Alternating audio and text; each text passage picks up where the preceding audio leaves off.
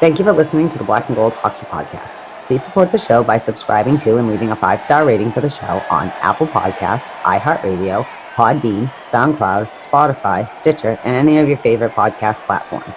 You can also support the show by going to our website, blackandgoldhockey.com, where there's always exciting articles by the B&G writing staff. While you're there, don't forget to click on the fanatics.com banner for a great sports fan shopping experience. Hey, are you done yet? We gotta start the show.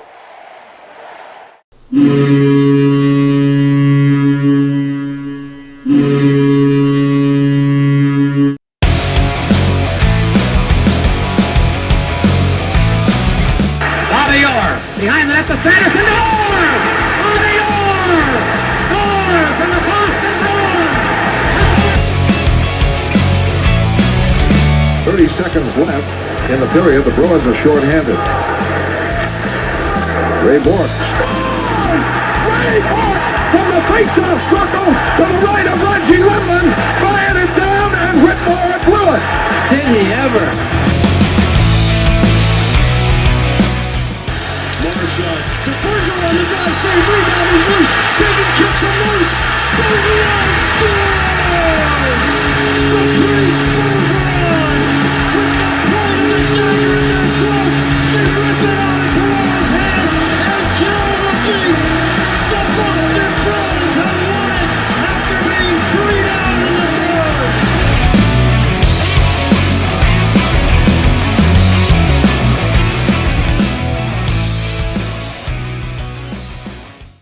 The Black and Gold Hockey Podcast is powered by betonline.ag and in partnership with the Black and Gold Production Sports Media Company. This is Season 5, Episode 243, and I'm your host, Mark Allred, alongside my co-host, Heather Ingerson. What up, Heather? Good morning. Happy Labor Day weekend, my friend. Yeah, exactly. 3-day weekend, loving it. We're doing this podcast very early because we obviously have plans, so with family members. Yeah, exactly. So it's a little early. We're a little groggy, a little hungover if you want to throw that one in too. But oh God, I sound like a dirty butt smoker this morning. Like, hey, what's up, Black and Gold Hockey Podcast? but we're here. Yeah, exactly. So how's the weekend going so far, Heather? So far, all right. Just, I mean, I know like you do, but worked an insane amount of hours this week. So gonna do the best. I'm like power through. Okay. Podcast and cookout.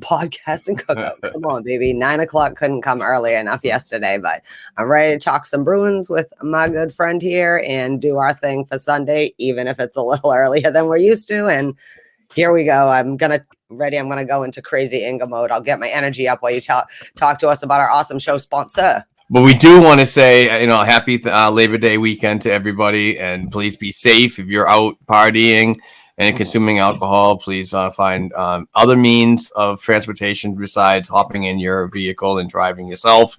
It's not worth hurting yourself or others. So please be party responsible.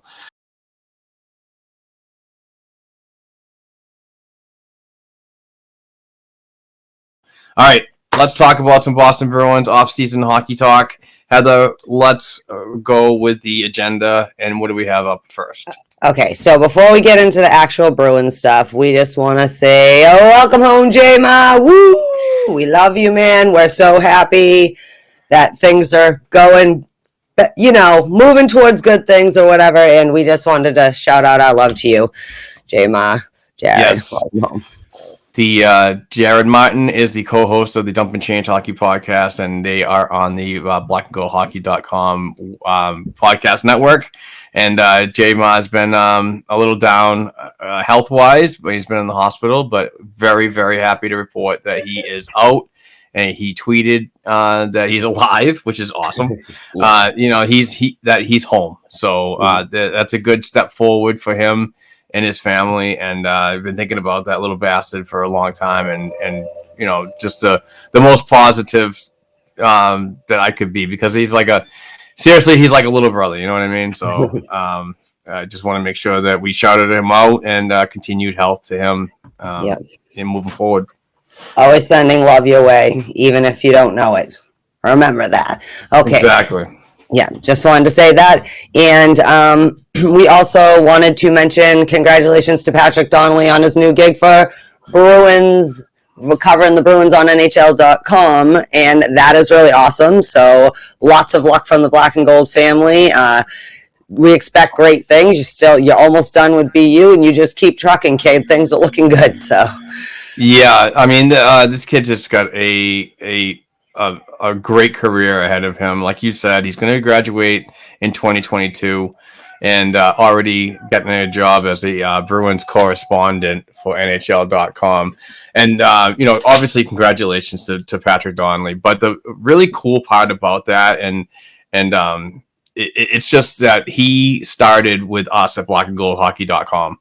I think before college, and went through all 3 years. So he's been with us for several years, and getting this opportunity to showcase his work on our platform was awesome. And Pat reached out earlier this summer and said that he unfortunately was not able to continue with us, which is fine. And that's the type of person that I really enjoy having as a team member, is somebody that I trained, or we trained, and work with us for several years. It's not like you train somebody and then all of a sudden a month later I have no interest. This was a guy that was like in the grind and actually did a lot of good work, and his work is paying off now because of this recent job that he got with NHL.com covering the Boston Bruins. So huge shout out to Patrick Donnelly, and I can't wait to read and share his work because he's an amazing person, and I wish him nothing but the best. But really cool that that somebody that worked with us for several years got to this level, going through our platform. So it's awesome, and this is the type of things that we love to see, and we want to encourage people to. If you have an opinion and you can write and you can podcast, reach out at Black and Gold Productions LLC at gmail.com and send me a cover letter or whatever, and just let me know if you want to be a part of this team, and we'll see what we can do in getting you a seat at the table, either with an audio podcast or in written form. We're looking for more members to join the team. We have a great group of people here, so it's a lot of fun, and these are the types of opportunities. I'm not saying everybody's going to get a chance to work for NHL.com, but there's a small opportunity that you will get scouted out from working here, and to get an opportunity like Patrick did. Well, I was going to say, and Patrick, especially if you're someone like Patrick, he's a person who's very passionate about what he does and works his butt off. He wants to get better and grow. It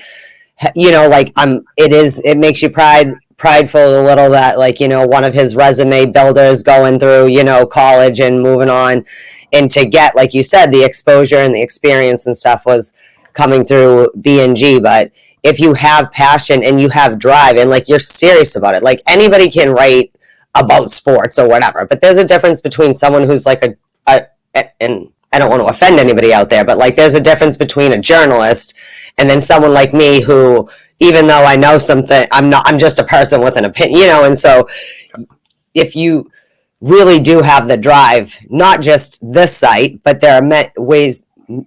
It's fun to see this generation that was raised in digital media kind of come of age and really grow themselves and hopefully bring sports journalism back to sports journalism. Not that there aren't real journalists out there, but there's also a lot of I think I'm a journalist, I happen to have credentials, right, versus someone you take seriously as a person. It's like a Dan Rather versus Joe Smo on the local news or whatever kind of thing, So true. I don't know. I'm just proud, and because it shows you, no one hands you anything in life. He earned this through hard work and dedication. So that being said, like you said, if there are people out there, this, they're not because we're so great, but because this, if you're serious, you can build your work. You know what I mean? And you can, because really people, I think, that are really, really into the, going into sports media, things like that they want every opportunity they can. This is their passion, and they want to write well, and they want to represent well, and they want facts right, and they want this. And congratulations, Patrick, because this is just the first step. This is a step. Going to NHL.com is the next step, and what is probably going to be an excellent career. I can't wait to see your name somewhere even bigger, sometimes. So. All right. So let's move on. Also, I just wanted to mention, apparently it's Craig Smith's birthday today. Sorry, Miss Hannah had tweeted it early, and she knows when the birthdays are. So real quick, happy birthday, Smitty, out there. And Paul We did not forget your question. It's just I really have worked an insane amount of hours this week and could not look at even make an intelligent decision of what I might want my roster to look like.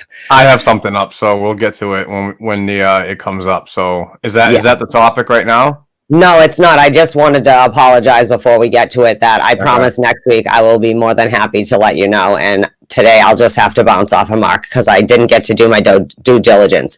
All right, good things are happening. Chris Wagner, Mayor Walpole, no matter how you feel about him, local kid, married his girlfriend last weekend. So congratulations to Kate and Chris. Mrs. Mayor of Walpole, I guess. And so congratulations. I don't know. I know it was coming up. There were a lot of weddings and stuff all happening this summer. And last week I had mentioned it, but I couldn't remember when it was. But apparently it was happening when we were talking about it. So congratulations, Mayor. Yeah. Chris Wagner. Congratulations to him. It's really cool to hear his story, being a New England kid and living the dream, playing for the Boston Bruins, even though that, he's had some down years recently. I'm sure we'll talk about that later on when we talk about the lineup that Paul Bannister mentioned, who our lineups would be for the upcoming season. But, it's really cool that, things like this are happening in life. You marry your best friend basically, and you're basically living the dream as a Boston kid, New England kid. So it's really comforting to know that there's happiness out there, even though that life goes on. Yep. Yeah, that's why I always like to mention the moments like that, because it's like, first, they are people, and I'm happy that they get to, because there were a lot of people who had to postpone their weddings or whatever, this and that, not just players, but, generally the world, and it's just happy to see happy pictures of like, yay, a married person that I decided to spend the next 80 years with. They look like a lovely couple, but on the flip side, poor Connor Clifton came down with COVID while he's on his vacation, and his wife's going to definitely hold that over his head for the next 60 years, 80 years. Yeah. Unfortunate for Connor Clifton that, during the honeymoon, he comes down with COVID. So best of luck to him moving forward. And we haven't heard any updates since then. But this is kind of concerning moving forward for me. It's the numbers are rising and so on. And I know that humanity always takes the front seat over sports and our pleasure, put it that way. But this is a serious thing that is reaping its head again. And hopefully it doesn't do anything that's going to impede the upcoming season. But like I said, obviously it is humanity first and then sports second. But I don't know. I just get a really bad feeling that this is going to be somewhat compromised somehow. I don't know. I hate saying it. I really do. I don't want to be the Debbie Downer of the 2020, the 21-22 campaign, but I don't know what we can do. I'm not a scientist. I'm not fully, involved in the news and everything about this, but it's just things are not progressing forward with the I'm cautiously optimistic on everything right now, to be honest.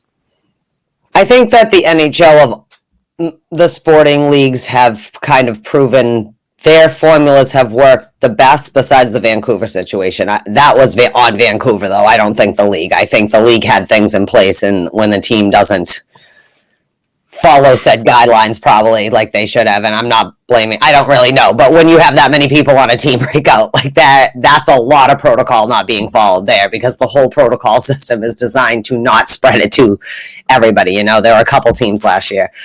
It is scary with the Delta variant, but most people, I think, fans, players, whatever, the world is, as much as possible. It is weird to me that in a first world country that has access to be able to help curb it better, more people don't. But I also respect people's rights too. Do you know what I mean? So that being said, I also think the NHL, we'll talk about it a little later, is not fucking around about unvaccinated players. Okay, yeah. We're not going to mandate you to get vaccinated, but just so you know, whatever. But I think I'm not worried about the season being compromised. What I'm more now, as much as I want us to go to the Olympics, that is one of the things that makes me nervous. Like I think I said to you the other night, like poor Connor Clifton and them, he's probably vaccinated. They probably had their wedding. Everyone there is probably back, whatever they did, you know what I mean? And then they went through the airport or whatever. Where's the biggest, germiest place? Those are the kind of places, hotels, things. So we'll be optimistic, but as long as they don't handle things the way the Major League Baseball has the last couple of years. No kidding. I can't at all. So, anyways, but in the end game, we just want Connor Clifton to be healthy. Hopefully, he's a young, healthy athlete, and if he is vaccinated, hopefully there won't be a lot of long-term effect from it, besides his wife being on his ass about how this happened on the honeymoon, and maybe they can reschedule for next off season. What the heck is going on here? Oh yeah, I saw on fantasy hockey, NHL fantasy on ice. Were talking about like sleeper players, this and that, and one of the people they mentioned was Allred. Like on people who have switched teams, mentioned Mark. I don't know what I'm saying, last week, and we had just mentioned that, or at least I did. So either they listened to us, or I had something going in my brain that might be on the right path. That's for like if you're a fantasy hockey player or whatever. It talks about keeper leagues and stuff. If you're into that, I don't have the brain capacity currently for that, but I just wanted to mention it, not to say, oh, I'm so smart, but maybe I am onto something about Allmark. And like I said, when you're all giving him your 7th player award next year, remember this guy said it first. Yeah, he's definitely making news. Not only on the NHL Fantasy Podcast, which is a fantastic program, but on other media outlets. There's a lot of people that are talking about Allmark and how much of a difference he could make to this goaltending tandem in the NHL. With starting off with Jeremy Swayman, and we'll see what happens with Tuukka Rask and so on. I'm optimistic on that whole thing too, but no, I mean, I really like what Bob Essenza and Mike Dunham have done recently with goaltenders, whether they're a prospect or a seasoned veteran. There's something to be said about how these guys relay systems to goaltenders these days.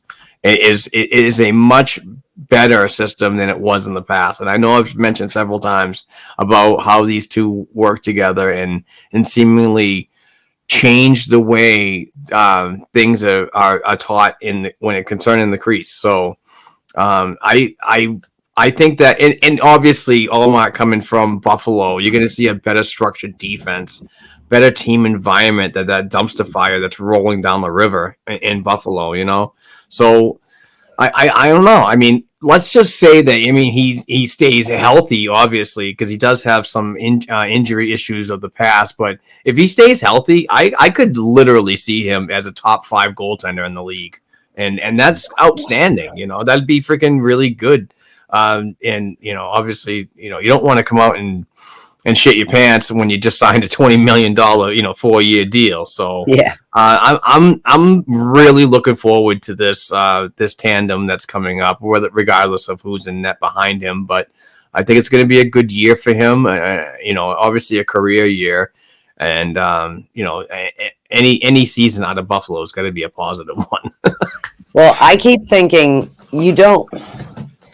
I mean, I don't know what media is like in Buffalo. Okay, they have 2 sports teams and they love them both, even though they've at times, especially hockey, I can't imagine being a Buffalo Sabres fan the last decade, half a decade at least, whatever. But Boston is a special beast. It's one of those cities that we are obsessed with sports, from freaking Little League through every D4 college team, whatever. I'm wondering if they can keep him in a bubble to the point, they get him not sucked into the vortex that's going to be Swayman, Rask, this, that, you know what I mean? He has stepped in with a good paycheck into what I'm not sure he knows is going to be a very crazy media goalie 3-way fight happening. And if they can do that, I think he'll be all right, because he seems like he's a comfortable goaltender. He's not like you can get it past him, but also he has a different defense in front of him. That being said, we don't know how defense will quite shake out, but I mean, it can't be worse than it was in Buffalo, right? And he did all right there. So, but that's all I can think is if as long as he doesn't let the Boston media, like, don't let him listen to 98.5, okay? Just don't let him listen to that. He'll want to, like, he'll be like, please trade me back to Buffalo. You know, Jesus. How about we'll give you Allmark, The reverse dumpster fire. Debrusk, and whoever, and we'll take Eichel. Just, oh, jeez. you know, like, That saga continues. No, but I'm just joking. But I am serious though, like about the like. I hope people give him a heads up about the like how to handle media. Yeah. There's like the media, then there's the talk radio, then there's the fans on Twitter. Like you need just media and fans hate goaltenders in Boston. I'm telling you, it's so media weird. And fans hate everybody in Boston. It's like the thing. I'm serious. I'm not freaking kidding, Heather. You know, once like Jeremy Swayman has a bad game, there's gonna be 2 or 3 freaking idiots out there. They're gonna say, "Oh, I told you, he was a waste at the 4th round pick in 2018, whatever he was selected." So, you know, there's gonna be some idiot out there that says Don Sweeney doesn't know what he's doing. Well, these are the same people who've seen him play like 9 NHL games and think he's ready to be the starter. I'm like, and maybe he is ready to be the starter. Maybe in the end we should have just let Jeremy swim. But I just don't like. A kid as confident and calm as him. Why rush him? He's comfortable. He's good. For the calm, cool, and collective fans, that's too small of a sample size for me to really latch on and say, let it ride. Yeah. You know, and obviously the freaking Boston Bruins organization thought the same when they went out and signed Allmark for 4 years at $20 million. So it's, you know, I think the Allmark thing was more of a very, very good emergency thing to see what Sway can actually do in the next couple of years. So, I mean, it's not a bad thing. So it was a good buffer for him because it allows him room. Say him and Allmark split the games, right? Say they go like the way Tuukka and Halak do, which I think that tandems have to work out their own balance. It can't just be like, you know, one formula for now that we live in the era of goalie. Well, that's a true 1A, 1B. And I do believe you ride your hot goaltender. I don't care which goaltender it is. Like Josie Theodore was saying that. Did you listen to that Spit and Chicklets? And he was saying, like, why would you put him in when he had, you know, like that? That's weird to me. Yeah. But I also think that it's good for Jeremy Swayman to have Allmark because it takes the pressure off. So you're allowed to not have a good game. You don't have just everything put on you from the start. So if he is going to actually play the NHL this year, which is what it obviously seems like is happening, he doesn't have to be the Tuukka Rask or the whatever. Because as much as everybody blah, blah, blah, Tuukka Rask, everybody like, you're no Tuukka Rask. That's what will be the narrative. Like, Allmark's no Tuukka Rask, like Swayman. But here's a tip. Swayman will lose games. He's going to win a lot of games. And he's going to lose a lot of games because that's what happens. You win and you lose games. Just stop going either way. Like, stop. It's like, we're going to die if he's not the starting goaltender. Like, no, he might not be the best option. And like you said, and the Bruins themselves are like, yeah, you know what? But what we kind of need is just kind of a steady, will be solid enough goaltender in Allmark, you know? The world's going to end, folks. Are absolutely fun to watch on Twitter. Everything. I feel sometimes inside the world's going to end, but I don't feel the need to tweet about it all the time. Right. Except for when Torrey Krug was gone, then I really had to just let it out into the emotional universe. But I got over it. I tried to control it after the Krug thing. Actually, you definitely joined Twitter at the right time. It was post Torrey Krug. No, actually, it was before the Torrey. Oh, was it? Oh, yeah. Shit, I'm sorry. You don't even know when I joined Twitter. I don't know. My co-host freaking Twitter, freaking, you know. All right. All right. I was just gonna say, I'm sorry, Steve, for calling you McCarron last week. I don't know why I called you McCarron 8 times. I know it's McEachran. I don't know why I said McCarron. I don't know why after the first time I said it, which can happen in my stupid brain. That was funny when you called. I didn't correct myself. And I know that you're like laughing about it, but that annoys me. I'd also like to say, if we're going to talk about the Twitter thread of how, I was like, what? I did what? And then I was like, oh my God, I did it like 5 times. What is wrong with me? But I never said I am an expert on names, Mark. I said I say them better than you. And you never once said to me, why are you calling him McCarron? I'm not. So, Well, listen. in my defense, you never were like, McCarron? Who the hell's Steve McCarron? Anyways, I just wanted to say sorry, Steve. Okay, that's it. Moving on, okay? So the prospects are going to go out for the Prospect Challenge in Buffalo. That's going to be the 17th through the 19th. We haven't actually seen training camp dates, but we kind of deduced that it's probably that week. It probably starts not this week. Like, they'll trickle in going in towards next week because the prospects will come, they'll compete, they'll send them off to Buffalo, they'll come back and finish up camp with everyone before we have our first preseason game on the 25th. It's getting closer. It's like you can almost smell it. We're in the same month as the first preseason game, which isn't quite the real first game, but there'll be hockey.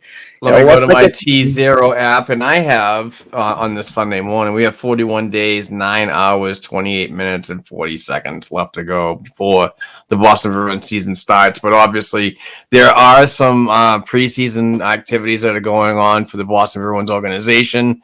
And as you mentioned, the Prospect Challenge is something that, before the COVID times, was an annual thing with 4 teams. It was Boston, Buffalo, New Jersey, and Pittsburgh. Pittsburgh has pulled out of this year's competition, so it doesn't seem like there's going to be another team involved. But it is a round-robin tournament, so you can work it with 3 teams. So that's going to be exciting to see. I'm really looking forward to the prospects that will be in attendance. I don't believe that any of the college kids like John Beecher or anybody else that is currently in the NCAA under a scholarship will be in attendance because that is against the rules. But I'm looking forward to Fabian Lascelles and his step forward in this Boston Bruins organization as a first round selection in 2021. So, and I'm really excited what a coach like Ryan Mougenel is going to do with him, because in his interview, he mentioned that we're going to go step by step with where Fabian's going to land. Either it will be with the WHL Vancouver Giants or a first year in the American Hockey League. So that's going to be really interesting to see him play. The kid's a dynamic player, really fast. I'm actually writing an article about where he could end up at blackandgoldhockey.com, so be on the lookout for that in the next day or two, even probably today. I want to finish it up. So, but no, there's a lot of good things that are coming up, and obviously Nhl Training Camp. So I hope to be in attendance for at least one day of training camp. We should make a date and go together and just go check it out. So. We'll see if we ever know the actual dates. No, I know. That's the tough part about everything that's going on is scheduling and so on, and when release dates are going to happen, and if people are going to be allowed in the arena, and if you have to have a card and blah blah blah. So that will remain. I'm not worried about that. I got my card and I got a mask, so if they'll let me in the building, we might be exactly. So. Obviously, we'll do whatever the Warrior Ice Arena expects of their visitors, and and do it appropriately. So, try to do our part to keep everybody safe, but also stay within the contrast of the rules of CDC requirements or whatever. Mm-hmm. I think the prospect thing is always interesting because it's like they come to camp, you kind of see because you see them at their development camp or whatever. Usually you see most of them. And then you see them against, like I said, wait until you see them against the regulars. So before you want to replace Chris Wagner with so-and-so, let's wait everybody get on the ice so we can see. Because then I'm all for keeping who the best people are, when Cassidy does the best roster. But I like that they come in, then you see them with the big boys that already have been around, even the people on the Providence Bruins like that, we aren't really prospects anymore, you know what I mean? But they're not NHL regulars yet. Then you send them out, see them against their peer group, you know what I mean, with some teams that you're going to see a few times at least.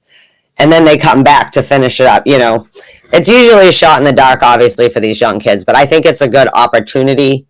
It's a good experience for them to, attend the training camp, go against their peers and see kind of how even you see how the other systems are working their prospects, and get a glimpse into that and what's coming down the pipeline in other people's systems if you're not aware already. But I like the contrast of, like, you saw them by themselves, you'll see them with the big crew, you'll see them against their peers, some from other teams, and then come back into the fold. And some of them will go off to somewhere they're already signed. Some of them will stick around, maybe be in the HL. I don't know. But I like seeing these are how I like seeing the young kids. Like, I don't need to watch 355, 79 OHL. I like seeing them in this situation. Where are they developing? Because this is how you see really where they are developmentally towards NHL careers. That's just all it. That's why I get excited for this. But if we can get to camp, that would be awesome. I usually get to go at least one time a year, but like you said, we don't know the rules and regulations. And I hope they hurry up and say, because I really would like to talk to my work about that if it's possible. All right. Anyways, that being said, you better get your mask ready, because if you want to go to the Bruins and the Celtics or whoever, TD Garden is requiring, concerts, whatever you want to do, that you must wear your mask inside the building. So if you are not someone who wants to wear, I don't want to say an anti-masker, but if you're someone who doesn't want to wear a mask or feels that would be an uncomfortable environment, I'm pretty sure they're not going around that's going to happen. So vaccinated or not, I understand that makes some people who are vaccinated upset, because they are like, oh, that's the whole reason I got vaccinated. But like Mark pointed out, with all the variants and all the craziness and a little update, glad this month and this week in Massachusetts, cases actually started going back down a little, which is good, because you're going to have flare-ups. It's not going away. It's a disease that we'll all live with now. Definitely.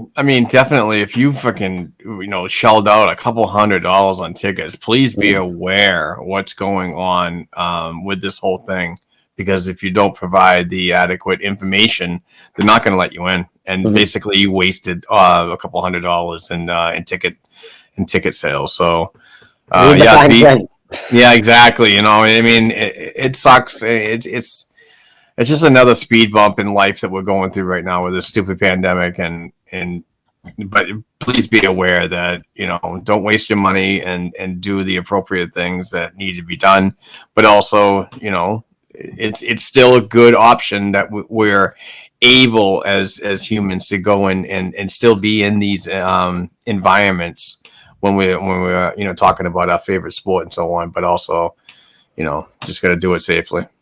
Yeah, that's the thing. Oh, I'm sorry. I forgot to mention, in case you're interested, and maybe sometimes I know they stream those games. I don't know how. Mark, I'm sure if he finds out, we'll tell everybody. The Prospect Challenge? Yeah, we play Buffalo on the 18th, and we play New Jersey on the 19th. So it's like a 1 o'clock and a 5 o'clock game or something like that. I forgot to mention that. But yeah, like Mark said, read the fine print. You don't want to be out $600 stupid dollars.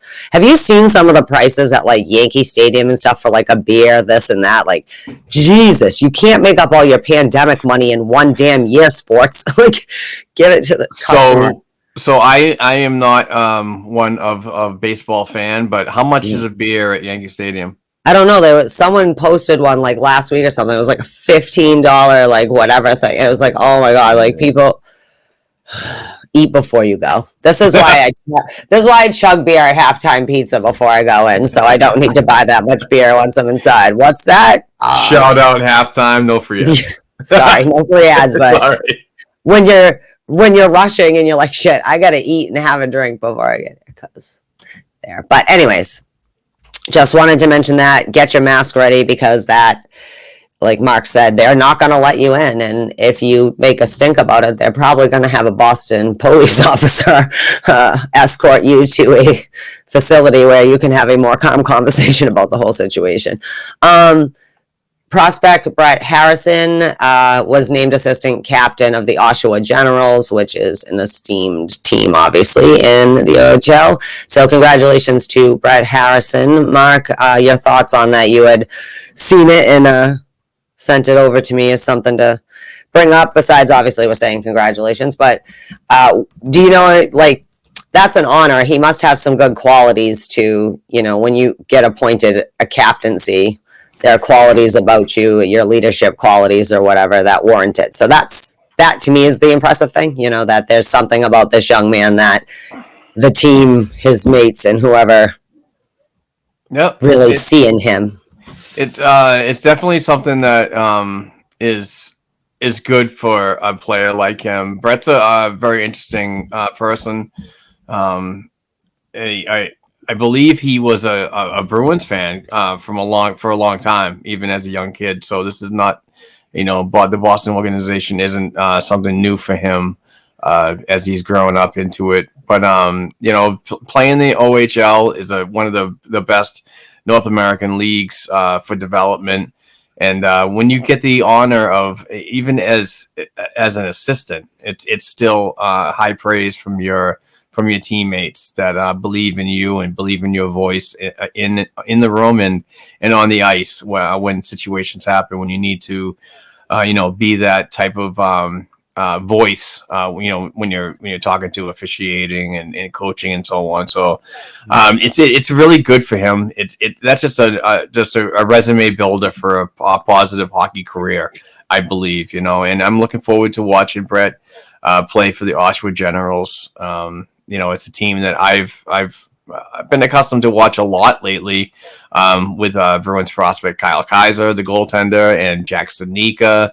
And, it's one of those franchises that have been, around forever. So, and obviously, Bobby Orr back in the day, I didn't get to watch that. Mark Savard was an Oshawa General. Mark Savard, yeah. I mean, so many former Boston Bruins have gone through the OHL, particularly the Generals team. A lot. That's good. I mean, it's like weird when you say it out loud about like things like that. You're like, wow, there's been some really important players that have come through some of these systems, Yep. Yeah, obviously it's a lot different in Brett Harrison's world than it was in Bobby Orr's world or whatever, but still the tradition, and it's been a coveted league for a long time, and it's always good play. But congratulations to Brett. All right, so you had brought this up, Thomas Hertl. Yeah, being maybe a viable option for the Bruins to replace or to acquire to replace David Krejci. So, like I said, I know you got some stuff written down, so I'm going to let you run on this, and we'll discuss after. So, yeah, Thomas Hertl, tell us about it. San Jose Shock.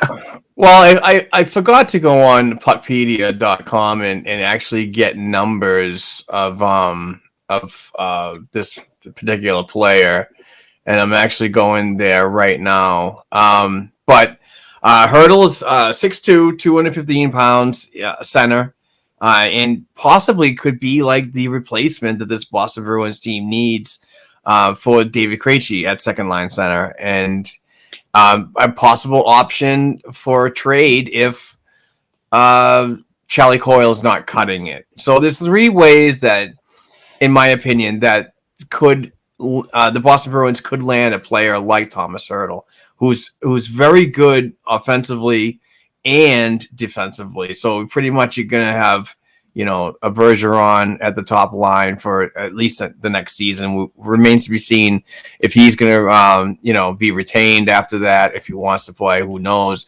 But a player like Thomas Hertl as your second line center is not a bad idea. He's 27 years old. He was born in Praha, Czech Republic. And former Boston Bruins goaltender Dan Vladar was also born in Praha. And hopefully I'm saying that right, because I'm not I believe that's I'm just not that Prague. guy. I believe that's just Prague in Czech, but don't quote me on that. No, it's Praha. I know what Prague is.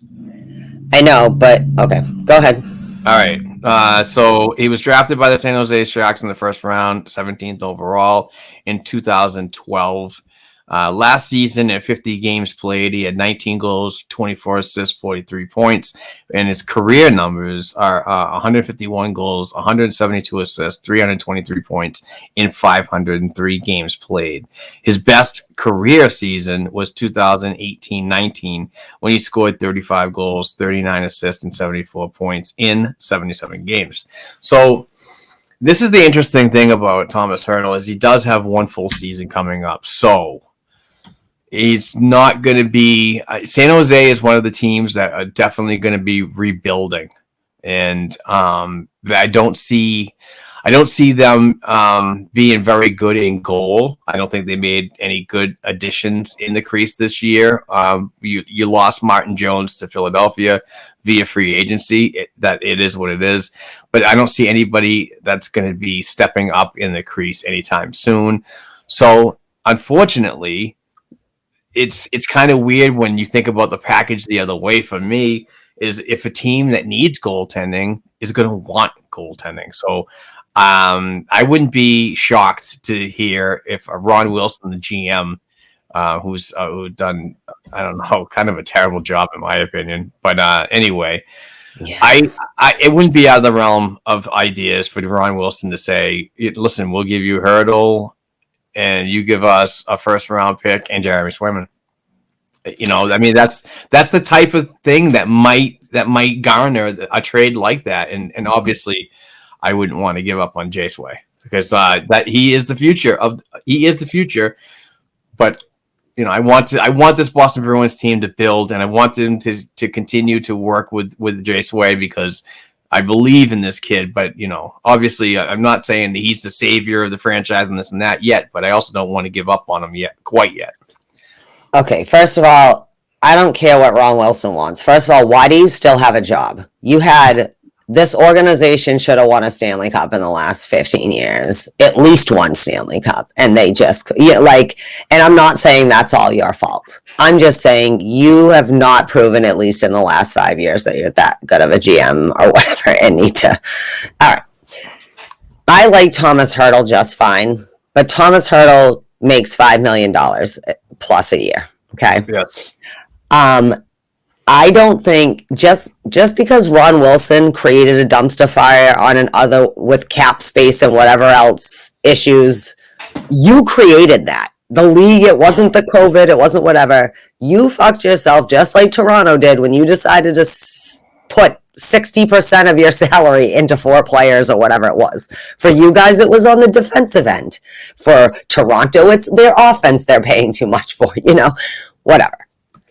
So the ball is not in Ron Wilson's court. He can want whatever he wants, but he's more desperate than Don Sweeney. Don Sweeney's got 2 goalies and maybe a Tuukka Rask. What the hell does he care what Ron Wilson wants, right? So if you're going to try to poach Swayman, it's going to take more than a Thomas Hurdle. Even if that is one of your best players on your team, we have a team full of people who can do Thomas Hurdle's job too. And we just signed all these people. So I think I had said to you the other day, if we go back, it's not going to be Swayman or whatever going this way. It's going to be packaged with maybe Jake Debrusk or something like that. And one of these people we just signed to a cap-friendly $3 million for 3-year deal. Because if you bring in Thomas Hurdle, why the hell did we sign Foligno and Holla and we signed 4 whatever forwards at different levels of who might actually be in the lineup, obviously. But we went out and got more forwards. So for me, Ron Wilson can want Jeremy Swayman because he needs a goaltender all he wants, but he might end up with a Jacob Zaboral and a fucking Eric Holla. You know what I mean? I don't think it'd be Holla because I think where he knows some of the other players, like I said to you, when they signed them, some of these other players have played together, which is always good to not have 4 total strangers walking in. At least there's some people who are in there. But yeah, I don't think that's happening. Again, not because I don't like Thomas Hurdle. I think he's a good player or whatever. He'd probably be a lot happier if he was playing in Boston too. Well, here's the thing, though. The cap is always going to be the gravitating area when fans think about us, when we think about any trades that happen, because you have a little over $1 million in salary cap space to work with. So that doesn't necessarily work with a $5.6 million player as Hurdle is. Yeah. So you're going to have to move a piece off of your roster to make this happen. Yeah. I mean, I guess what I heard, and I'm paraphrasing here, obviously, but I guess what I heard is he's not happy with the way that the organization is working out, and possibly another benefiting factor of what's going on with Evander Kane and all his stuff that's going on. I mean, even a coach said that he's done And I should think we be. talked about that. I think that the San Jose Sharks still want to work with Evander Kane as a player and so on, keep him in the organization. And obviously, this is sending a little bit of turmoil throughout that roster right now with players and staff, organizational staff that are unhappy with this decision. So, is San Jose the type of team that's going to want to retain salary on anything like that? I doubt it. They're going to want to get as much as they can for a guy like Thomas Hertl, which would probably be a first round, a prospect, and a roster player. So there's a lot of logistics that you have to think about when considering. That's not enough.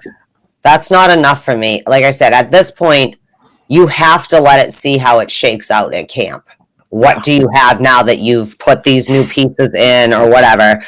Maybe trade deadline we're talking, you know what I mean? And like I said, I understand we'll miss out on, because he's going to move Hertl. He has to move all the big people. That's why they didn't re-sign Thornton and let him go off into the sunset and sign somewhere else because he was older. And where every other team would give you $1 million to stay here, captain of our team for 2 decades or whatever. Not this dude. He's like, I need that $1 million or whatever because I decided to pay Erik Karlsson $3 bazillion a year or whatever. It's 11 something, but you know what I mean. Only to have it not be worth it. And that's what I'm afraid is, like, we can't give up another first round. We finally got our first round picks back. Like, we can't just start pissing them away and handing them out right now. And we have enough to be a functioning team and probably a pretty good team once it's all said and done. I don't know if we're making a cup run. I always cross my fingers. But that's what the trade deadline's for.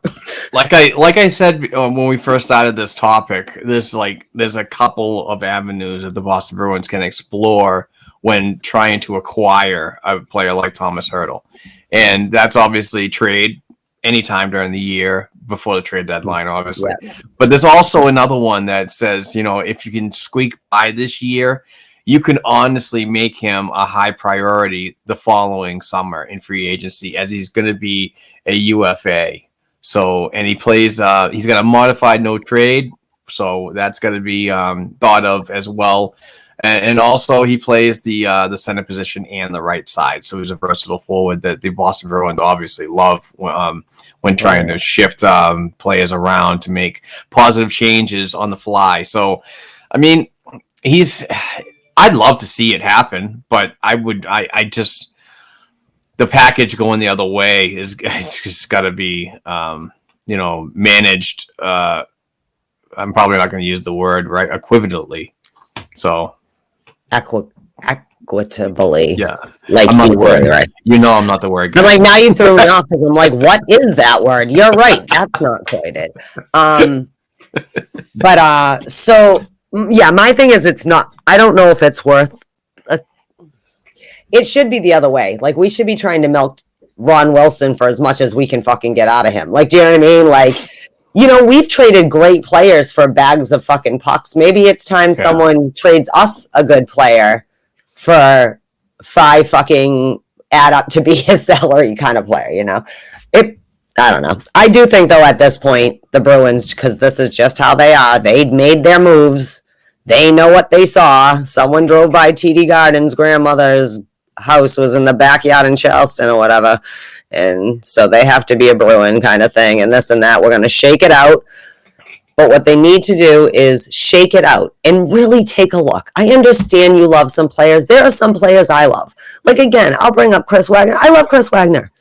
But if someone else is going to do it better than him, then someone else needs to do it better than him. Or if he seems to be bounced back and do what he should be doing in his role, let it be. But until we see all of this on the ice, I don't think Don Sweeney is doing anything else.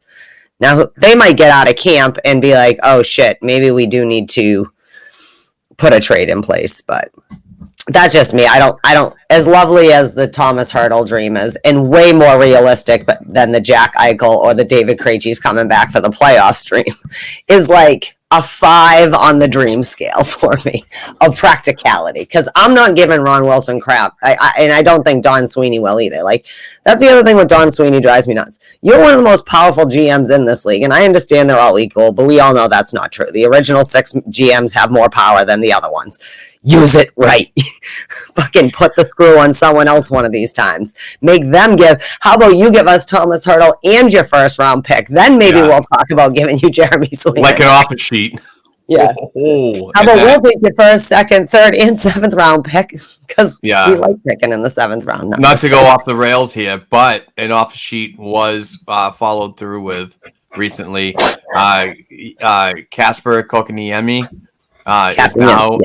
is now a member of the Carolina Hurricanes. Yeah, and that was the first successful offer sheet since I believe 2007 when Dustin Penner signed. I'm not sure what team. Yeah. I don't know why I just said Columbus because I definitely know I was thinking Carolina, but that is the best. So I have never, this is like when you break up with your ex and then end up dating their best friend kind of shit, because there was the offer sheet fired across the bow a couple years ago, right?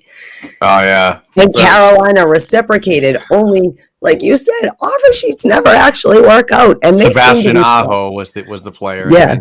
I mean, I don't blame Montreal. That would have been a great addition to, you know what I mean? Like, have it there, but still, like we talk about, there's the gentlemanly things you don't do in sports, like, you know what I mean? And in hockey, it's you don't put offer sheets out. Only this year, we're learning that these kids, they just want their money. Like, I don't want to have to sign their offer sheet. I want you to give me the money I'm asking for, and I'll be more than happy to stay here.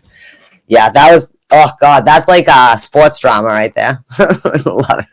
And when it's not sports drama, folks, is I just got followed by Colleen Coyne, NWHL Boston Pride, 1998 Olympic gold medalist, and a North Reading, Massachusetts native. So I'm kind of pumped about that. Yeah, guys, thanks for the follow, Colleen. You're like, I am honored.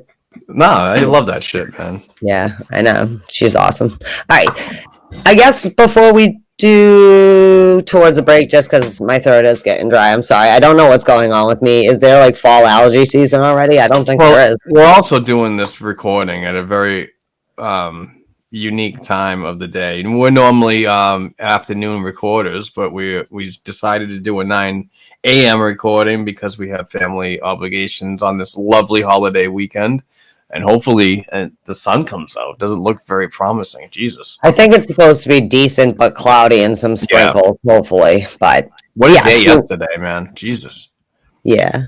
We're getting about to the halfway point, though. So I think maybe we'll do one more and then just take our break real quick and jump back in after we hear from good old Bruce.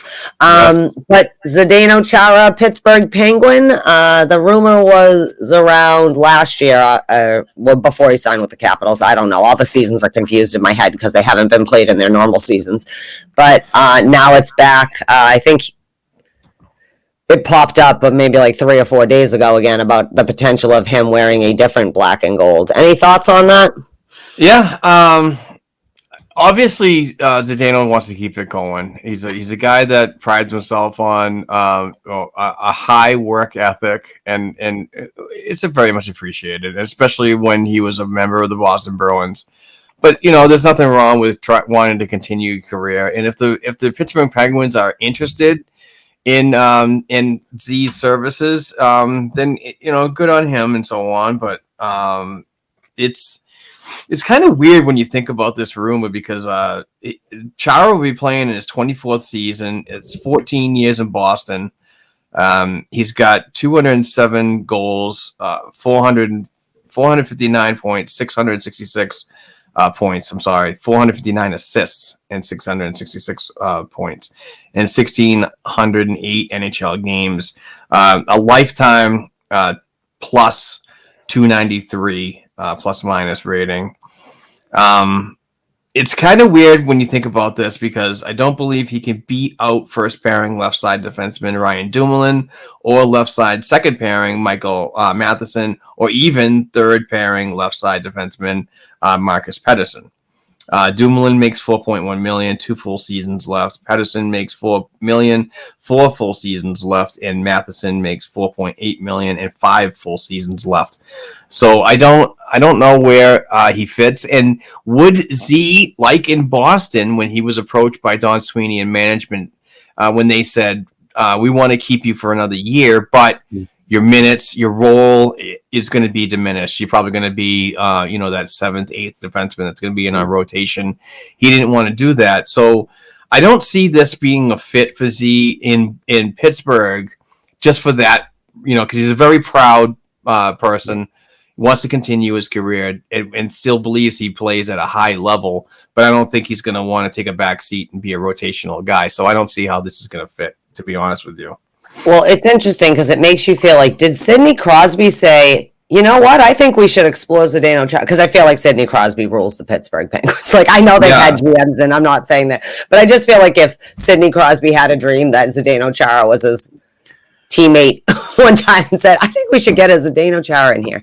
Or maybe it speaks to them even looking for a leadership role. But I do think, though, the situation in Boston was different because he had been the captain of this team for 14 fucking years. You know what I mean? And now he's being called into office to be like, we're going to give you a rotating 7th, 8th defenseman. I can see why in Boston that made him mad. And he did have a good year in Washington. You know what I mean? Like, he still played 20-something minutes on most nights when he was in the lineup. He didn't play every night, but he did still play a chunk of the games. It's not like he got fat and rotated in and out on like 5 games or whatever. I mean, in the 56-game season, he did play a good amount of time.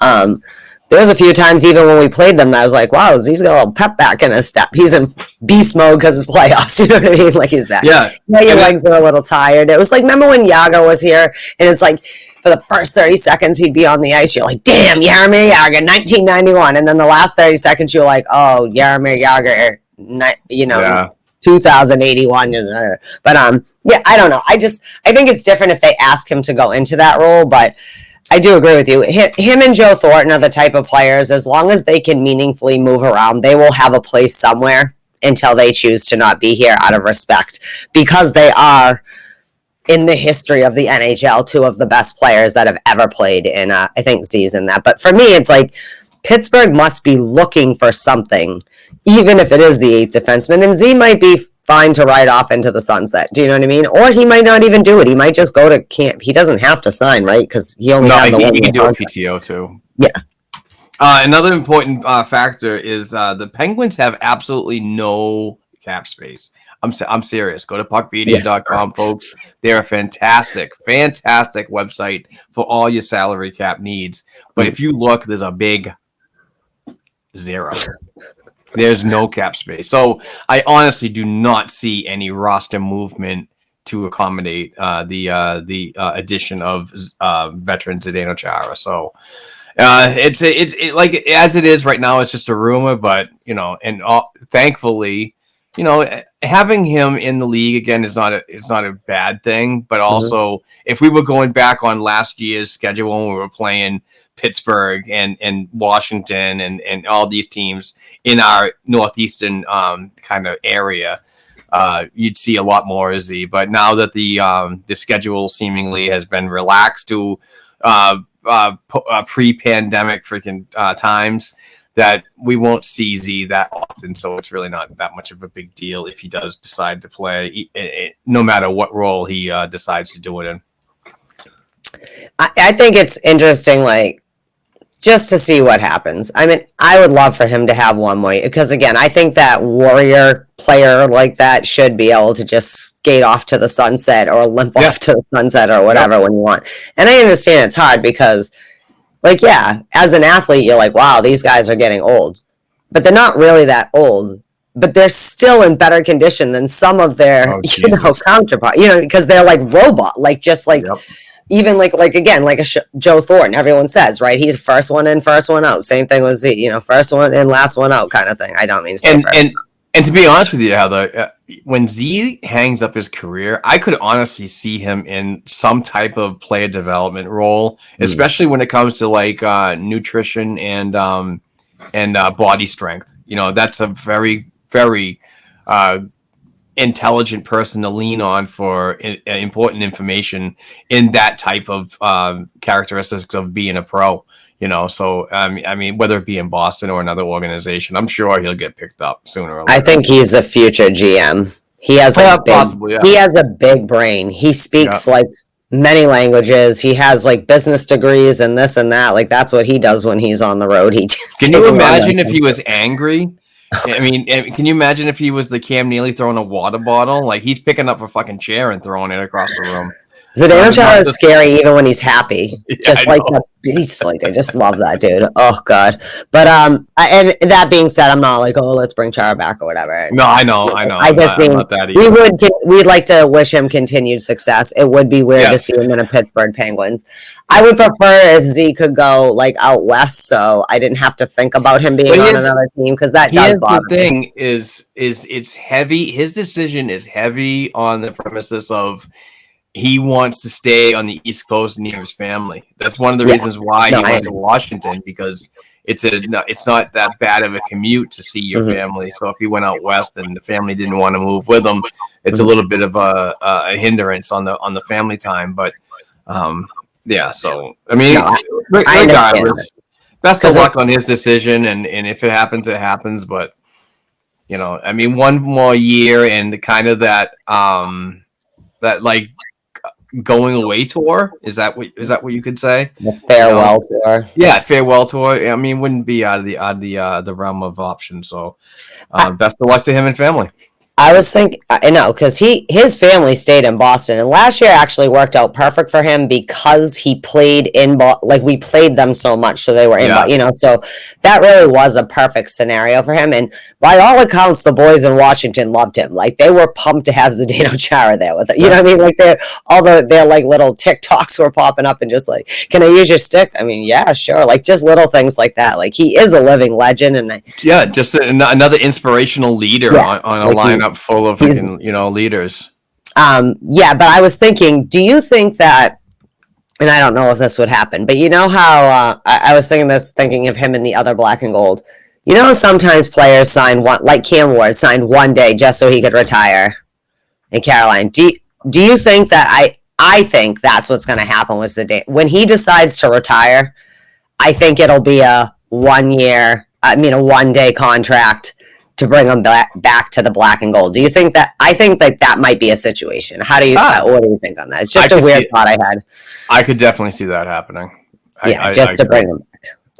To be done. Back, Papa Bear's back and done, and then he'll be assistant GM or GM. I don't know. We'll see if Sweeney keeps it together this year and doesn't get him and Neely don't get their asses on the hot seat this year. But again, just like we want to see the product on the ice, we want to see how everything's panning out with production out on that end too. But yeah, I don't know. I always think of him as like a GM. He just feel like he's a good kind of, I'm authoritative and smart. And can you imagine contract negotiations with a guy like that? You will take a team-friendly deal. Yeah. I don't think you understand what a team-friendly deal is. I don't know why my Czech accent sounds like a French one. That was weird. Okay. I think it's time to pause for our friend Bruce Sullivan and tell us about some of his awesome stuff going on. Absolutely. It is the mid-show commercial where we hear from the awesome Bruce Sullivan from Boston Sports and Music Memorabilia. Check him out. Go to the Facebook page. Go to his Facebook group.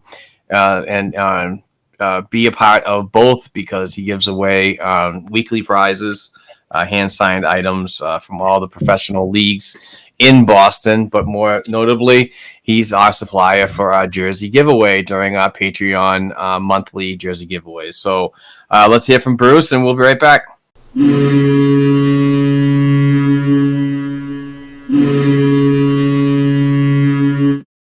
Hey Bruins fans, this is Bruce from Boston Sports and Music Memorabilia with your black and gold memorabilia moment of the week. We are extremely proud to have hosted Bruins legend, Hockey Hall of Famer, and 2011 Stanley Cup champ Mark Recchi to our exclusive signing last weekend. Score with this beautiful dual inscribed JSA authenticated Recchi jersey with not one but two inscriptions: 2011 Stanley Cup champs and Hall of Fame 2017, yours for just $119 delivered. Grab this JSA authenticated Bruins Recchi puck, yours for just $55. Or take home this beautiful 8x10 with two inscriptions, JSA authenticated, yours for just $55. Or score with our final Recchi Bruins Mini, yours for just $99. How about an Andy Moog inscribed JSA authenticated jersey, yours for $99 delivered? Take home our final remaining Sean Thornton jersey, yours for just $99 delivered. Or our Bruins deal of the day, Jerry Cheevers, dual inscribed with the Hall of Fame inscription and Stanley Cup champs 1970 and 72, yours for just $79 delivered. Grab one of two Jerry Cheevers pucks. We've got the Bruins hand-signed inscribed JSA authenticated puck, or the 1970 Stanley Cup champ commemorative puck. Your choice, just $35. For more information on our dozens of Bruins hand-signed pieces, and for your chance to win free memorabilia each week, check us out at our Facebook page, Boston Sports and Music Memorabilia, or email me directly at bostonsportsandmusic@gmail.com. And be sure to check in each week right here to the Black and Gold Hockey Podcast. Let's go!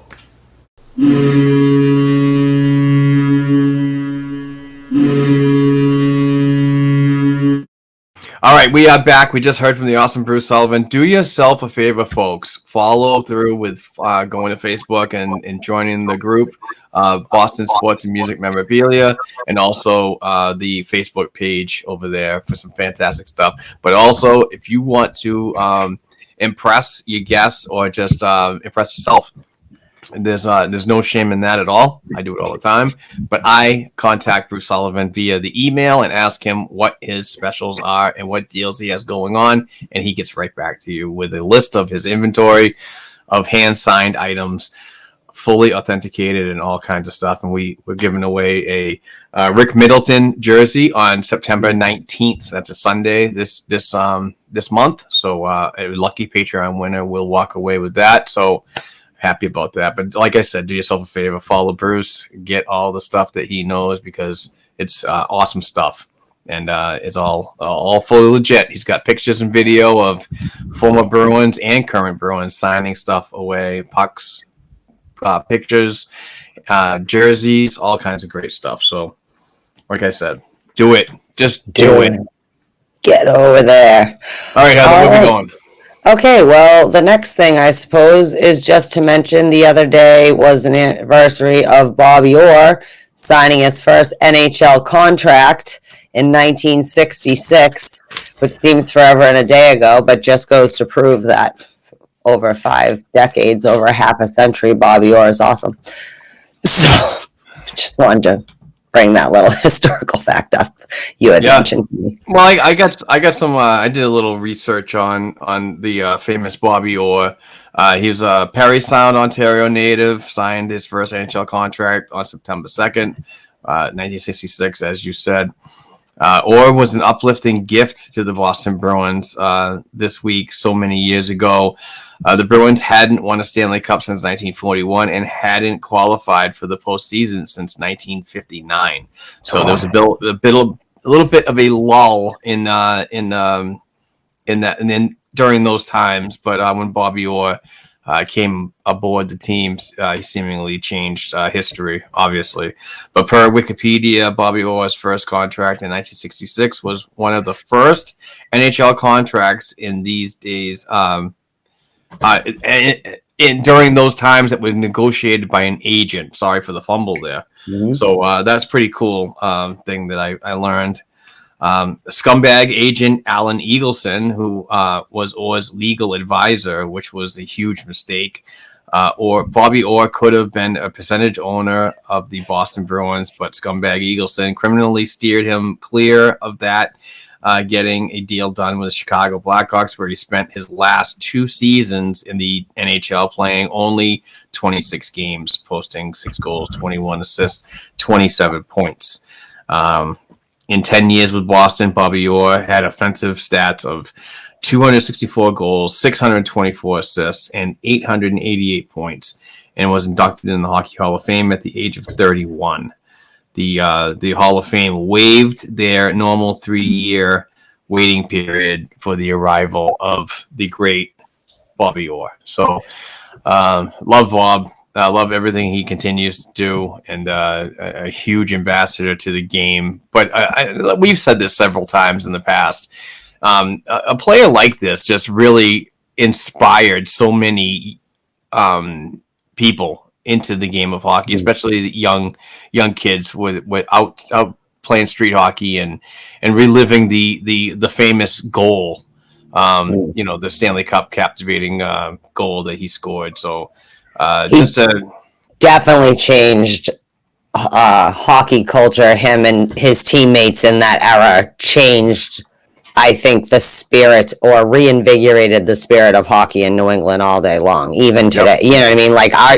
Like we were raised, like, obviously we're alive and Bobby Orr, but like I didn't see Bobby Orr play. You didn't get to see, you know what I mean? So we grew up hearing about that. And even all the rinks and stuff you guys grew up playing in, they're all built because of exactly what their era did and what they did to reinvigorate an old school franchise with a lot of history and a lot of championship spirit in it. And just, yeah, like you said, I mean, it's like almost like a thing you grow up with. Like, you learn, eat your prayers, say your vitamins, you know about the Bobby Orr goal, and like that was the thing. No, I'm joking just because of the Hulkamania. I love the way you said that. Eat your prayers, say your vitamins. Yeah, that's what I figure. I told you, remember, I was joking because remember I said to you earlier about dyslexia. My phenomes were all messed up, but that's the joke because it's really phonemes, but whatever. Okay, so, so we just wanted to mention that. Again, I am not prepared for Steve's question very well, and I will get back to mine. But if you did want to talk a little bit before we get into the NHL stuff, I guess the last Bruins-related topic that I can think of this week is, if you did want to discuss Steve, again, I apologize for, Paul's answer. See, Paul, I just called Paul Bannister. Steve now. Jesus, Paul, sorry, I know you're not Steve. Words are not good on Sundays sometimes. So anyways, did you want to talk about the lineup potentially a little bit? That's fine. We can go with it even though I'm not prepared. So last week we did an Ask BNG because news was kind of,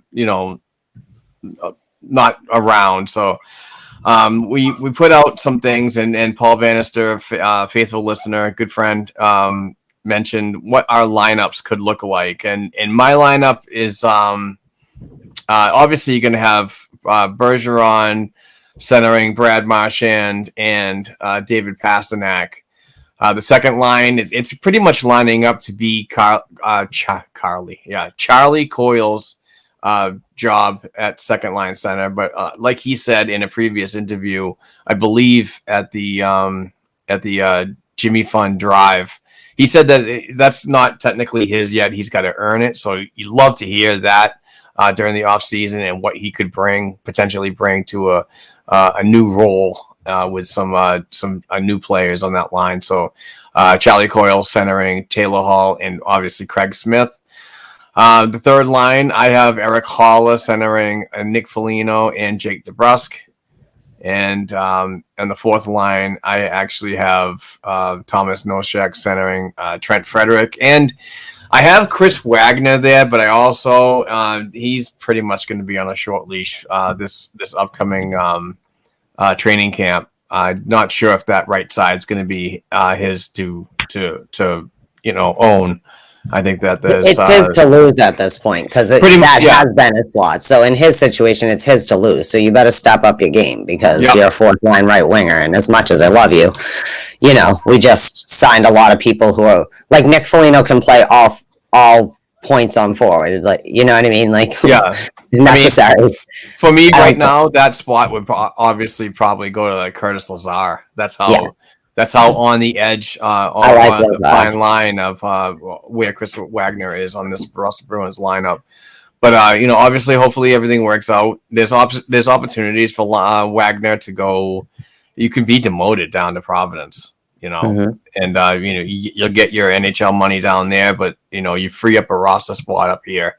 But I don't see Wags being a regular in this lineup this upcoming season, unless he blows management away, absolutely blows Bruce Cassidy, head coach, away with his preseason training. But like I said, I think Curtis Lazar is going to have that.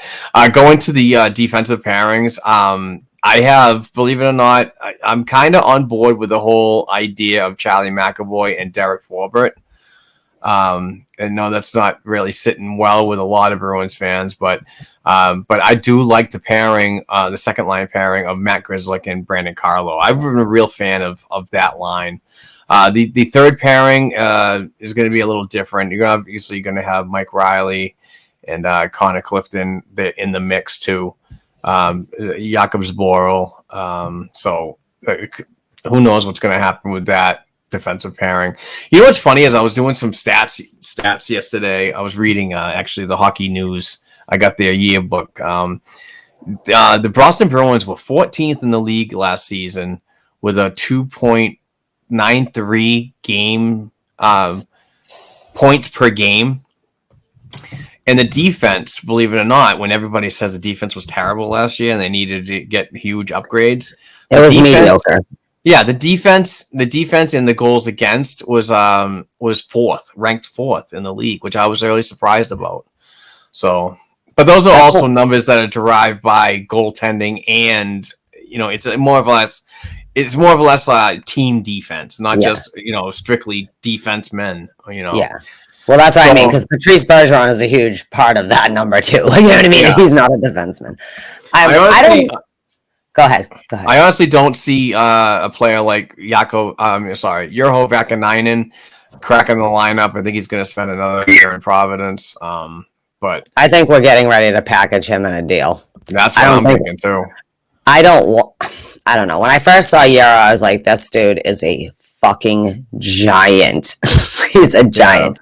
And everything fell apart after he got that fucking brain, the concussion and so on.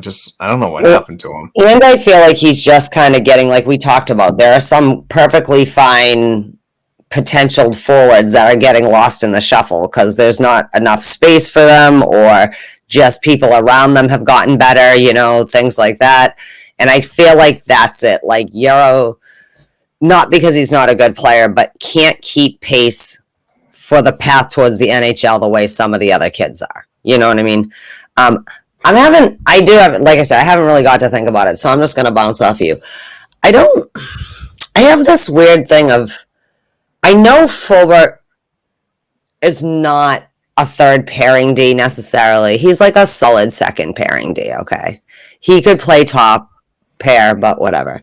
I love the Grzelcyk-McAvoy thing, but I don't hate, obviously, Grzelcyk and Carlo. That's how it's kind of been, But I can't decide what to do with Forbort. Like, obviously, I need him there. Do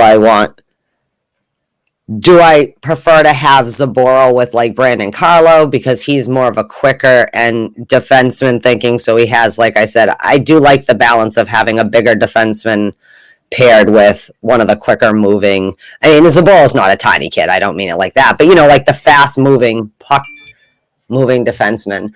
But would I rather have Forbort, because he's more experienced and kind of well-rounded, go down and play on the third pair with Connor Clifton, or just him and Mike Riley kind of be a good, solid third, kind of hit you hard and get you some points every now and then? I don't know. Is that weird? Am I sounding crazy on that? Because I don't want to feel like I'm demoting him, but I'm also trying to give Connor Clifton and Zboril and them to have the best situation to continue growing. But what you're also touching on, Heather, is the forever pairing of a smaller defenseman with a bigger defenseman. Somebody that's going to be a shutdown, and then a line mate that can transition well, and so it's going to be interesting on how everything works out on the defensive pairings coming out of training camp, and what Bruce Cassidy likes moving forward. So I think that's what it is too. We have to see more of what they look like, because I know who Derek is, but he's not been on it near me where I'm seeing him all the time. Like, you can say, I'm not a Pittsburgh Penguins fan, but I'm an Eastern Conference girl. So, like, if you point to me Chris Letang, I can tell you all sorts of shit I've seen or whatever from him. But, like, so for me, I think it's like, maybe it is, I just need to get a visual on what they look like, putting these different pairings together. Makes total sense. I I feel weird with Fulrett though, because like if he was on the third line, he could serve as the puck moving defenseman, even though he is a bigger guy. He's not like a Charlie McAvoy. I'm not saying that, but that more like rounded defenseman. I don't know. I don't know what to do on that, but it's the same thing with Erik Haula, right? Because I like him. I think he has a lot of good upside, and I think his skill set is good for our system. But like, I don't think he's the second line center. Obviously, I think that's Charlie Coyle's to lose to maybe him or Jack Stagnica. No, I'm just kidding. I just like to say that because everyone just.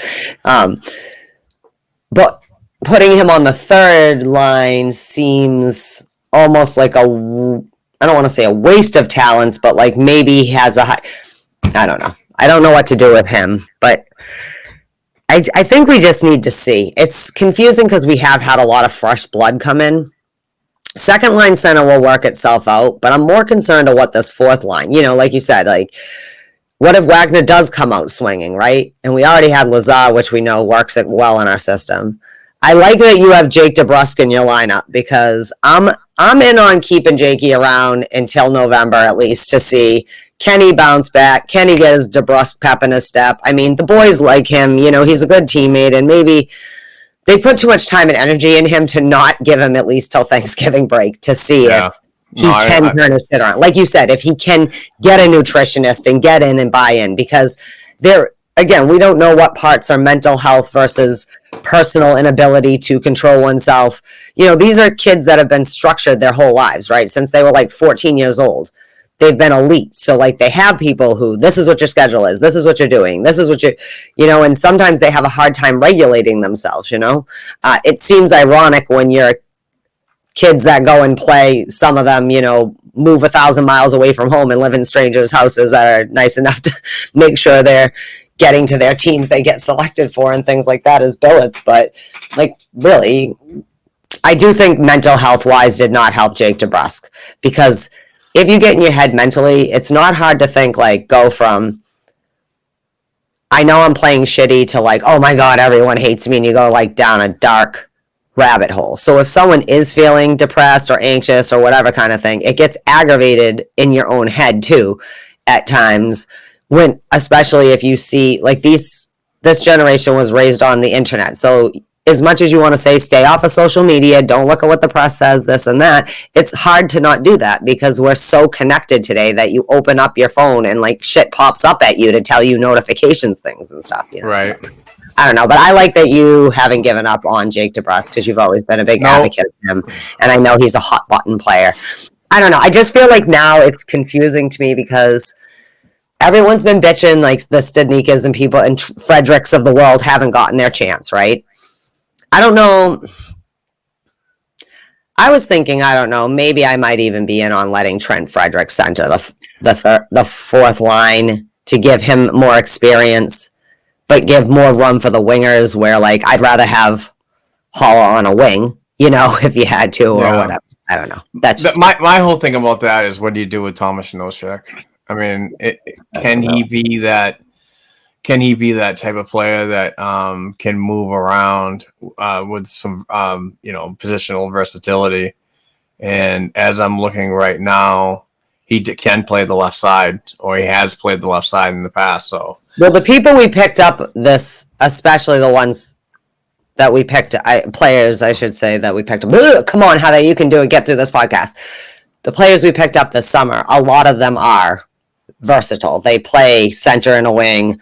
Foligno plays all three slots. Yeah. And, which is the same reason why I love someone like David Backus, because like someone who can really, if you go, what, I need you on the right, can just transition and be all right. Not like Coyle can play right D and center, but he doesn't transition so well when you put him on the right side sometimes. Although he did look better near the end of this season, but I don't know. Also, like I said, Olmark 7th player award, watch it. No, I'm just kidding. I don't know. I just, like I said, I'm not prepared. I didn't have enough to really kind of write down a couple combos till my brain clicked on it, but that's just kind of bouncing off of what you were saying. But maybe we can get back into it next week before they actually have camp and we can see them work out on that. Okay, we're going to move on because I got to get going soon to a cookout. I'm so happy to do something that isn't go to work. Is that sad? Yeah, right. It is Labor Day. That's my life. But you said it last week, but this week it became really true. The NHL players are going to the Olympics. Woo, woo. That's where all the COVID will happen, baby. But it will be worth it if America brings home the gold, baby. Oh, yeah, won't the NHL? We'll have that. But yes, exciting. We're really going, and I really think we have a good chance to win the gold. I say that every time because I'm USA. You can't, Okay. Yeah. No, it's good. It's good for the players. Obviously, representing your country is the top of the echelon. I'm fumbling words here, but it's good for that. I just hope it works out because obviously they're optimistically moving forward with what is going to happen with the things worldwide, especially over in Asia and so on. So I don't want to be the Debbie Downer on that and poo-poo the whole idea yet, but you still have to have that in the back of your head that anything can happen. So, but obviously they have a deal in place and they'll move forward, accordingly. But I'm excited to see, players back involved. And Carly, how long has it been since we've had at least one cycle? Yeah, so 4 years, right? Or is it at least? Yeah. It might have even been the last 2 cycles. I've lost track. Trying to think. We were in Russia. They were in Russia. When was that? 2018. Yeah. Yes, I don't remember. No, 2018 would have been the last one. So it must have been 2014 in Sochi. Sochi, yep, okay. I think that was the last year. I don't know that to be sure. Don't quote me, people. I'm not trying to be an expert. It's just off the top of my head. I think that was the last time. But obviously, Boston Bruins that are going to be involved are Brad Marchand and Patrice Bergeron, David. Yeah, they play with Crosby. Who knows about Tuukka Rask if he wants to use that rest to continue his rehab after his hip surgery and it's downtime, but there's a good possibility he could play for Finland and be their starting goaltender. But let's not get bronze medalist. Yeah, let's not get too far ahead of ourselves, but that is an option. But anybody else in the Boston Bruins? Could Charlie McAvoy be Team USA defenseman?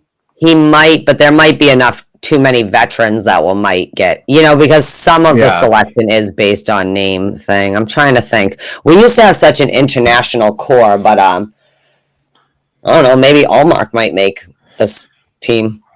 Wouldn't that be fun? Awkward. No, I'm just right on there. I don't know. We used to always have Jeremy thing. We have mostly American and Canadian kids now, I think, and a few foreigners, Swedes maybe. I don't know what the state overall. If you look at Sweden's team league or whatever, but there could be a chance. But definitely Brad Marchand will be there. Pasternak will be there for the Czech Republic.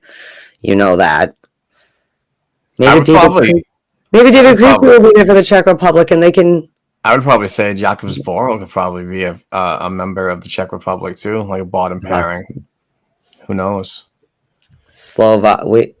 No. Do we have any Slovakians? I don't mean to ignorant in my head just because I'm old. I think I can't sometimes remember when a player's Czech or Slovakian. I know that's ignorant because Czechs and Slovakians are 2 different countries.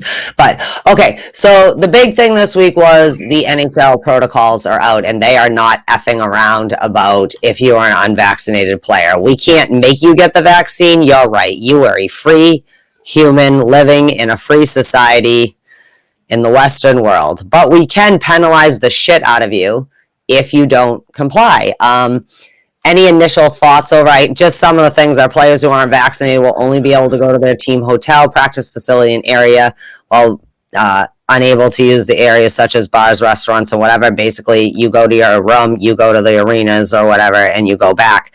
You'll not be able to have teammates or visitors at the hotel. You'll not be okay, the teams can punish their own players, suspend them, whatever, if they come up positive, and if they can't fulfill their duties. Like if you can't go to the Boston Children's Hospital thing that you have to do as part of your job, then you get penalized, things like that. But that's just general. You guys can all look at it. I mean, it's easy to look up if you really want to get into. But I love the unvaccinated players lose 1 day's pay for each day they miss through the league, though the league will make exceptions for players who do not take the vaccine due to religious and medical reasons, which is obviously the reasonable thing to do because there are some religions, I don't think you should be punished just because you have a certain religious belief. But if you're just like I'm choosing it for my own thing, and people will go, the government can't make you do things. Nope, but this is a capitalist country, and in a capitalist country, businesses are free entities that make their own rules within law. So Exactly. Your boss, anybody's boss, can actually, within the laws of their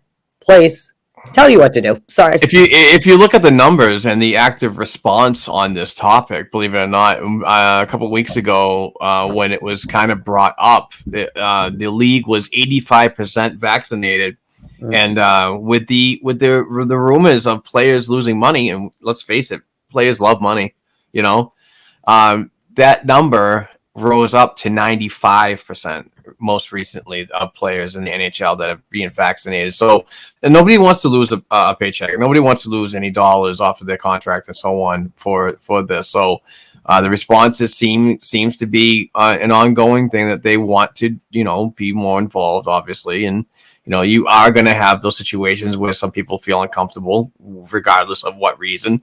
But the numbers are getting higher, and there's a better response that players are buying in league wide to to get this done. So, I just hopefully nothing screws it up, moving forward. Well, what I like about this is it puts a lot of responsibility on the individual player. Like, we've been playing this game for almost 2 years. You know the fucking deal. Like remember last year the Russians kept getting it, and Washington kept getting in trouble because they're like, I don't understand. Like, I've had it, whatever. I'm just hanging out with my buddies. Like, they're like, this is dumb. I get that. But now blowing lines with freaking Kuznetsov. Right, and if you, if you can't hang out at the bar, sometimes you got to do lines in your room. What's the big deal? Every player in the 80s was snorting cocaine in their room. Why? Just because I was born 20 years too late? No, I'm just kidding. It puts a lot of responsibility on the individual player, what I like, and I think I like it gives the teams protection against the I'm the jerk.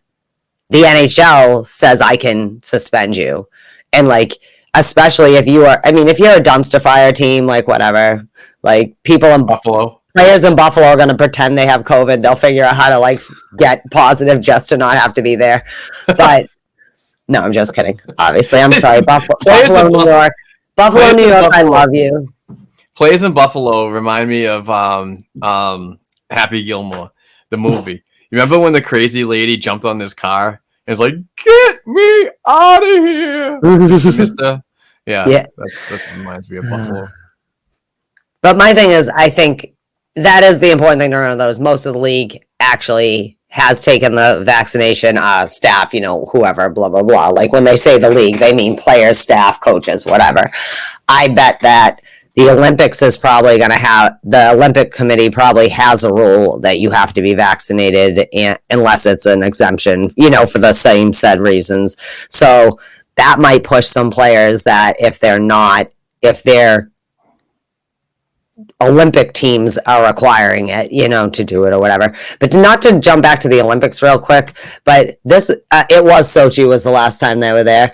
But this was interesting. I didn't even think of it this will mark the debut of the league, some of the league's best players as Olympics stars. The Edmonton Oilers are sending, Connor McDavid, Pasternak from the Czech Republic, and Austin Matthews from the States. It's weird to think some of these kids have never even, they're some of the best players in the world and they've never got to. So that'll be good for them. So see, another reason I'm happy they're going, because why should Pasta, Austin, and Connor not represent? Connor McDavid all day long should be Team Canada. Right. Yeah, it'll be interesting to see. Draisaitl will be there for Jeremy. I just think it's more excited when the big name people are all at the Olympics. But as to get back to the COVID protocols, they're not messing around. You cannot look at anybody basically. Like you move through here, there. So if you didn't like the bubble and you hated your life in the bubble, don't create a situation where you have to be in the bubble. Know what I mean? Don't be the guy that can't go to the team dinner and have fun with his buddies, because they're actually letting them do those things this year. Obviously, as of now, we don't know what will happen if things start ticking up or whatever. They might have to amend it, but I don't know. I just don't see the reasoning. Like, I personally am too poor to just not get paid my $75,000 for that day's work or whatever a lower end player would even be getting, I mean, I'm just saying if like Sidney, whatever, if Connor McDavid refused to get vaccinated, I don't know, he has, I'm not saying he has, he's probably vaccinated, I don't know, I'm not Connor McDavid, and I don't believe I need to know his health records, only him, his doctor, his team as necessary, and whatever else. But if he refuses to play one day, like that's a lot of money that dude is not making on that day. Right. He's an example, or an Austin Matthews or whatever. But I definitely think it'll be exciting, and I definitely am going to put my faith that the players will do the right thing, except for maybe certain players of certain countries, Russians, that like to do whatever they want because they're gangsters all day long and they just don't give a fuck. Like they really don't. Yeah, but they're not. I'm happy to see they're being very strict. I like it. Company flexing their power. That's it. All right. Well, I think we're pretty much wrapped up except for the one more thing. Those were all the big things that we're going to talk about. But because I am a bigger person than some, I am going to say congratulations to Team Canada, the women at the Worlds, for winning in a barn burner. Beat Team USA for the gold medal, but I just want to say congratulations to you. And also congratulations to the Arizona Coyotes for putting a bid in Tempe and maybe an attempt to get into arena and save their franchise and keep it in Arizona. Because Arizona does have fans and they shouldn't have to lose their team just because the management and whoever else sucks at running the team, Yep. That's it. Congrats on to Team Canada. I watched that game, but I could not stay awake for the overtime. But the tournament was fantastic. The city of Calgary put on a really good festive tournament, and glad that they got it done. And unfortunately, our home team USA came up a little short, but you really cannot say anything about the effort that these ladies put in year and year. I mean, I believe this was the first time in 5 years that the U.S. didn't win gold. Yeah, they had won the last 5 women's worlds. So that's something to be proud of. You know what I mean? Mm-hmm. So, touching on the Arizona thing, that's just a shit show. But believe it or not, it is a top 5 market when it comes to sports and so on. So. Gary Bettman's going to do his best to keep that pony alive and well. And I'm still weirded out by the fact that the Arizona Coyotes are moving to the Central Division, which kind of opened my speculation up to the possible relocation to a place like Houston, yes. So we'll see what happens with that, but obviously it remains to be seen thing. But who knows? I see with Arizona, I think this is a good move for them because part of the complaint with Arizona is just like in Florida, like the arena is just like kind of in the middle of nowhere, and the NHL needs to keep it in the. Part of the reason when they were fighting to get Vegas in there is the natural rivalry of certain cities in that region. And if you send them to Houston, you disrupt that natural rivalry. And then I'm sure that would be great versus Dallas or whatever, you know what I mean? Like for that, but for the markets outside of actual Texas, maybe not as exciting as Phoenix or whatever, but hopefully they can, because I don't know, like I feel bad again. It's like Buffalo fans. I feel bad for Coyotes fans because I know there are real Coyotes fans out there. You know what I mean? Like you said, they're pretty good market like that. They just have not, and the league has already saved this team once. They cannot do it again. The league is also poor right now because they've had all their revenue slashed. So I don't know. Here, shout out to that. But that's all we have right now. So I guess I'll end on my side by saying what I always say. Make sure you go to the Black and Gold Hockey, rate and review all the lovely podcasts, listen to the back catalog, read all the awesome stuff. Go on the YouTube, look at all the awesome contents from the Black and Gold family, and happy Labor Day weekend. And I think that's it from my end. So, Mark, take us home, my friend.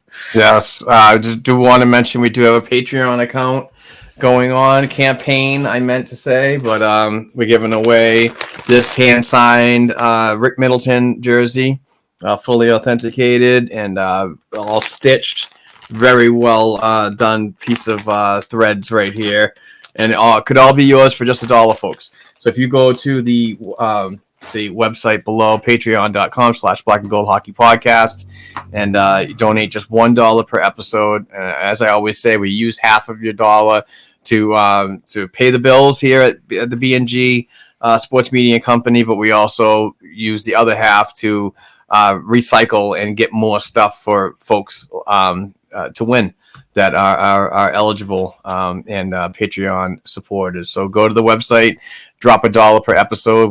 We do 4 episodes a month, possibly a little more, so it's not that much of an investment. Shout out to Dale Lind for coming on and being a $2 Patreon member. So that was awesome of him, and we're doing good with the whole monthly income. So we want to give away good stuff. We give away Bruins related items every week, and a hand signed jersey every month. So get involved, help us out. We truly appreciate it. This week's winner is Cody Stevens. Cody is a really long time listener, supporter, and so on, and we truly appreciate his contribution. So I will be getting with Cody about sending him probably a hand-signed puck from a former Boston Bruins member. Congratulations, Cody, and thank you to Dale and all our Patreon supporters for helping us, make Mark's editing life a nightmare on some days. Hope this turns out better than in my own mind it is right now, but no, really, we really do appreciate all the support, not just for us, but for the Black and Gold team, and thank you for following and sharing about our podcast. And that's Absolutely. It. Sunday, Labor Day weekend. Woo! All right, yeah. So episode 243 is now in the books. We want to say thank you very much for everybody for listening, the contributions financially, or just sharing or retweeting the program.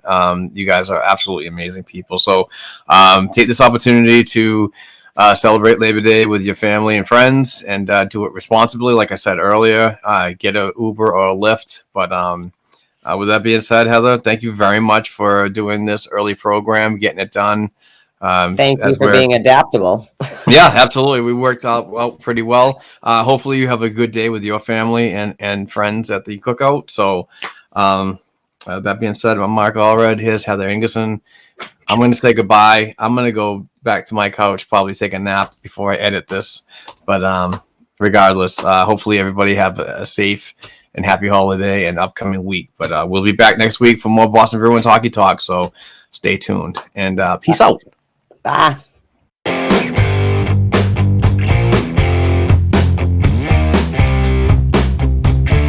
Thanks again for listening to and supporting Black and Gold Hockey Podcast. Please share the show with your friends and family, and don't forget to subscribe to and leave a 5-star rating for the show on your favorite podcast platforms such as Apple Podcasts, iHeartRadio, Spotify, and SoundCloud. Between shows, help us keep the Bruins talk going by visiting our website, blackandgoldhockey.com, by sending an email to blackandgoldhockeyblog@gmail.com, and by following the show on Twitter @blackandgoldpod. Peace out.